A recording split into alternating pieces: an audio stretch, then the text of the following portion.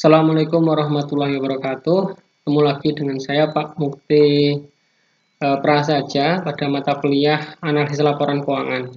Nah, pada sesi yang ke-8 ini saya akan menjelaskan tentang analisis keputusan pemberian kredit dan metode Allman Z-Score, terus ada EVA dan Balance Scorecard.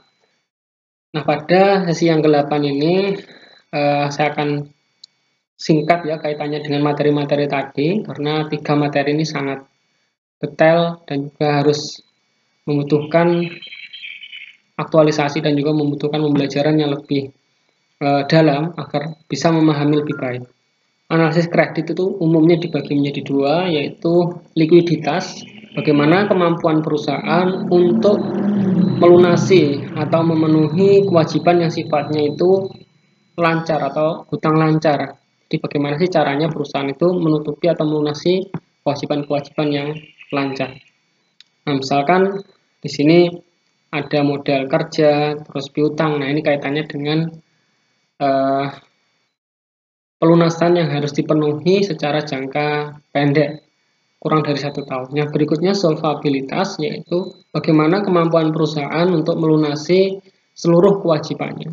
Kalau likuiditas itu lebih ke utang lancar, kewajiban jangka pendek. Kalau yang solvabilitas itu lebih jangka panjang, keseluruhan dari kewajiban yang dimiliki oleh perusahaan.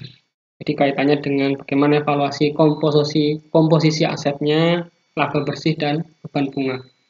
Berikutnya, kalau analisis Allman Z-Score itu digunakan untuk memprediksi kesulitan keuangan yang dihadapi oleh perusahaan.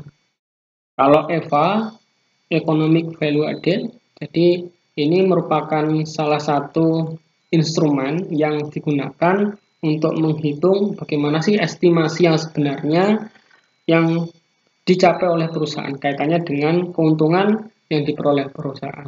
Untuk rumusnya menurut Gridman itu ada net operating profit after tax, jadi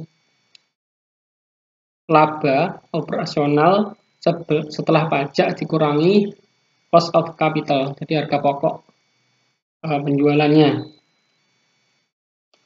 Nah, kalau yang BSC atau Balance Scorecard ini salah satu untuk mengetahui kinerja perusahaan secara finansial.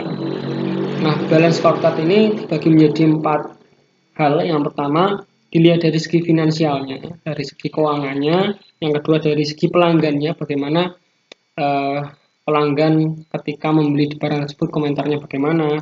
Terus berikutnya bisnis internal. Yang keempat, pembelajaran dan pertumbuhan, kaitannya dengan peningkatan dari kualitas SDM yang dimiliki oleh perusahaan.